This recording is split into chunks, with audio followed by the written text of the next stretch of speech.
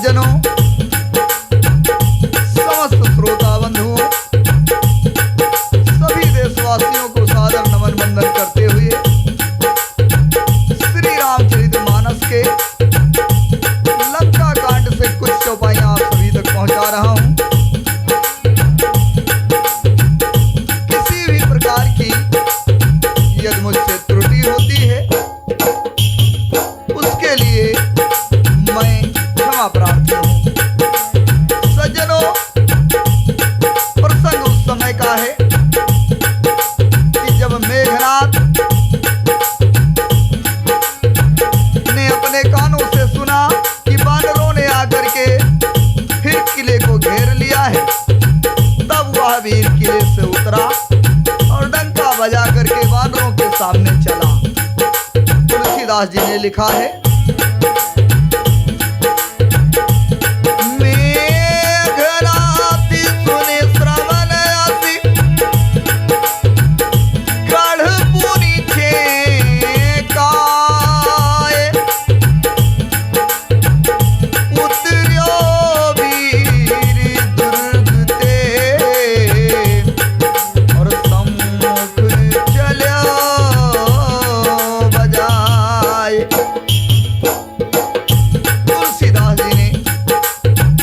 के माध्यम से लिखा है। सुनिएगा श्रोता बंधुओं।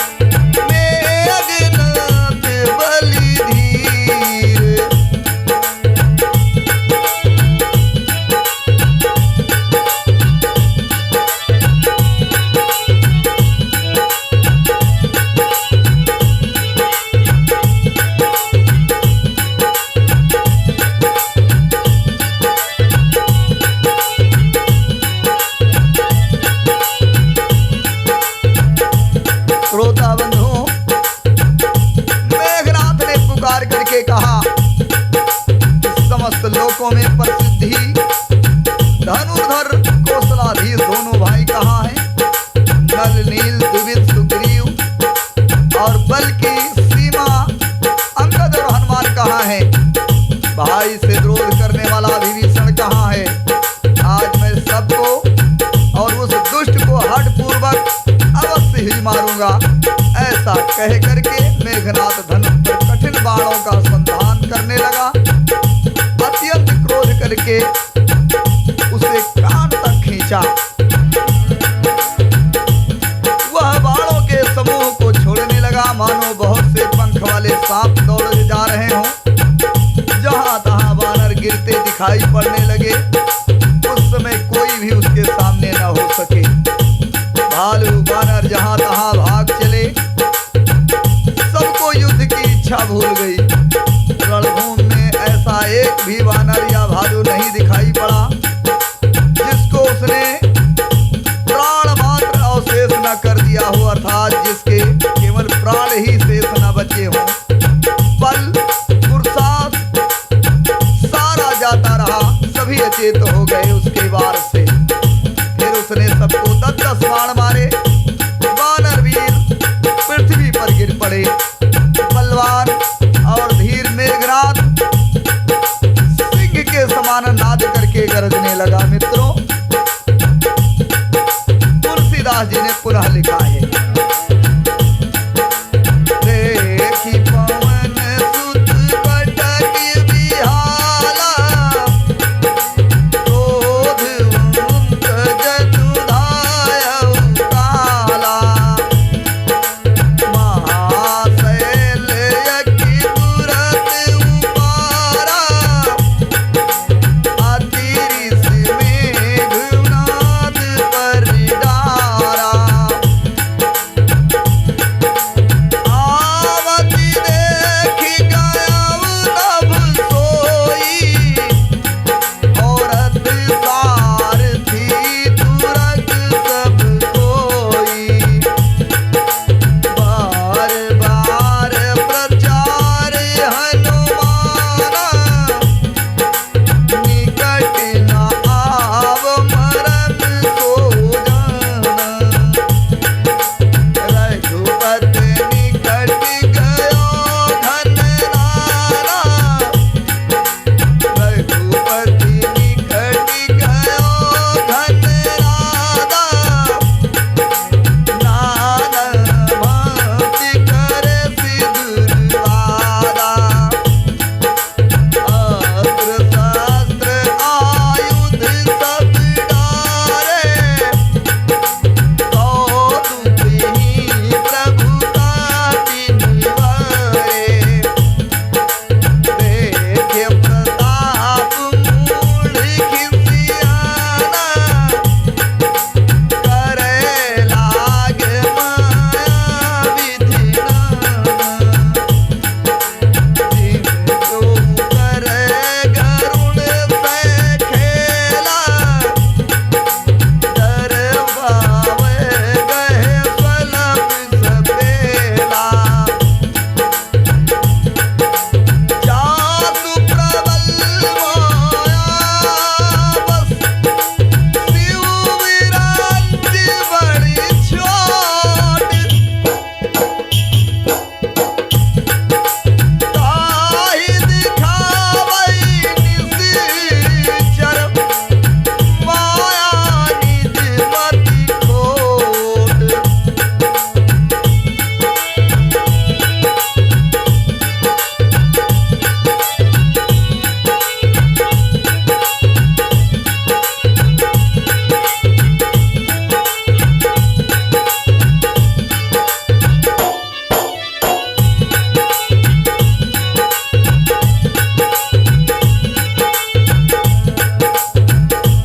मित्रों, सारी सेना को बेहाल देख करके पवन सुत हनुमान जी क्रोध करके ऐसे दौड़े मानो स्वयं काल दौड़ा चला रहा हो।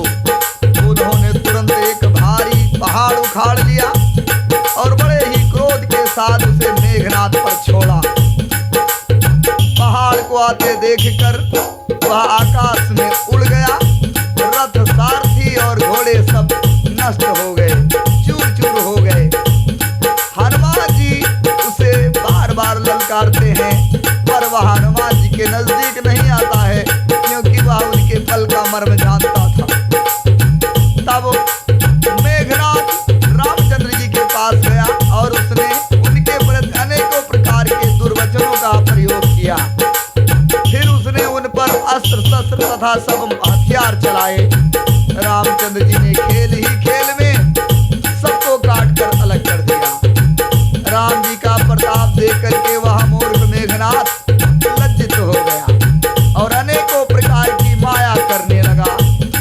कोई व्यक्ति छोटा सा सांप का बच्चा हाथ में लेकर गरुड़ को डरावे और उससे खेल करे। शिव जी कहते, शिव जी और ब्रह्मा जी बड़े छोटे जिनका अत्यंत प्रभाव जानते हैं, जिनके अत्यंत बलवान माया के वश में है, नीच बुद्धि का निशाचर मेघनाथ भगवान रामचंद्र को अपनी माया दिखलाता है। सज्जनों, तुलसीदास जी ने पुनः लिखा है,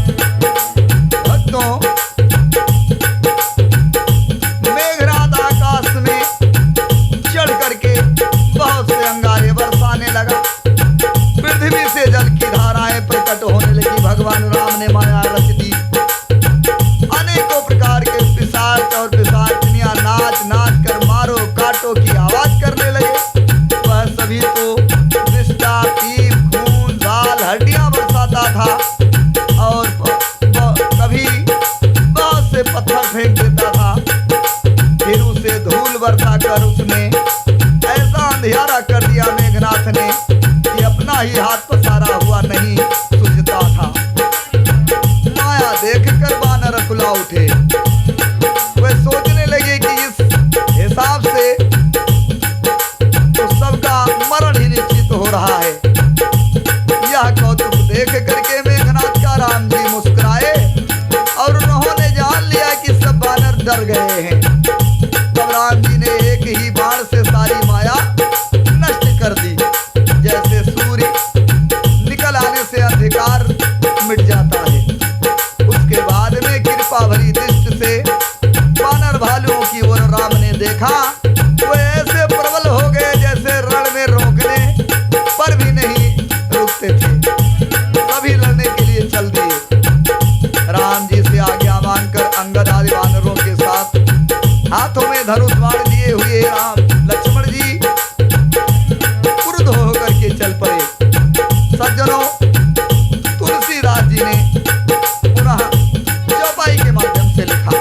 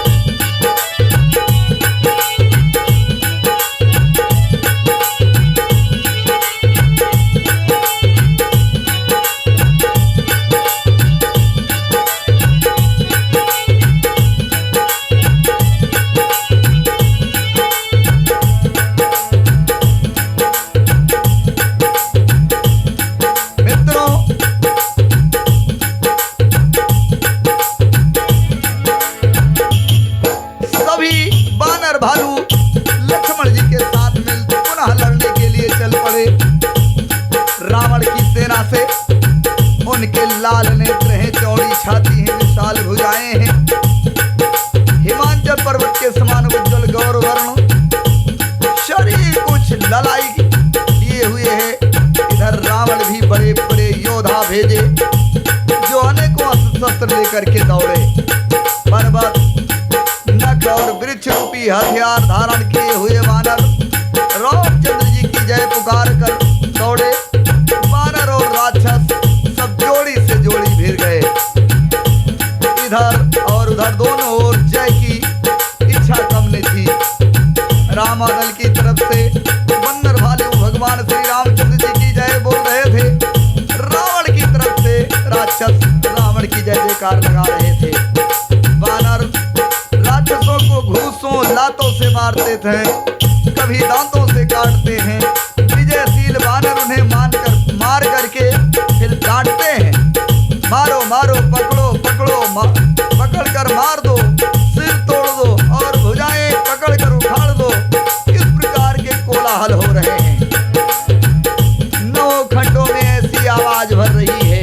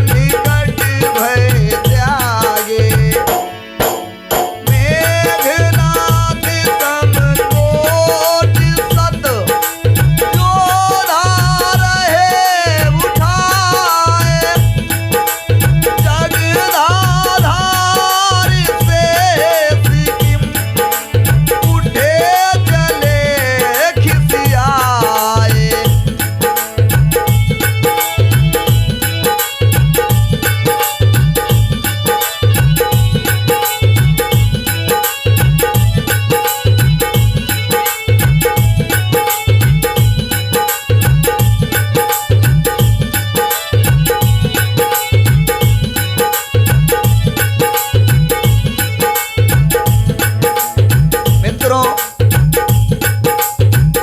घायल वीर कैसे शोभा पा रहे हैं जैसे फूले हुए पलाश के पेड़। लक्ष्मण और मेघनाथ दोनों योद्धा अत्यंत क्रोध भर के एक दूसरे से भिड़ते हैं।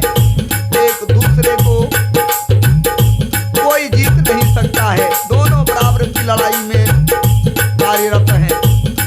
राक्षस दल बल माया और अधर्म करता है। तब भगवान अनंत जी लक्ष्मण क्रोधित हुए और उन्होंने तुरंत उसके रथ को तोड़ डाला और सारथी को टुकड़े टुकड़े कर दिए। शेष जी यानी लक्ष्मण जी उस पर अनेक प्रकार से प्रहार करने लगे मेघनाथ पर। राक्षस के प्राण मात्र शेष रह गए। रावण पुत्र मेघनाथ ने मन में अनुमान किया कि अब तो प्राण संकट में है, ये मेरे प्राण हर लेंगे। तब उसने वीरघातनी शक्ति चलाई लक्ष्मण जी के ऊपर। मेघनाथ ने वह तेजपूर्ण शक्ति लक्ष्मण जी की छाती में लगी। शक्ति के लगने से उन्हें मूर्छा आ गई। तब मेघनाथ भय छोड़ करके उनके पास चला गया।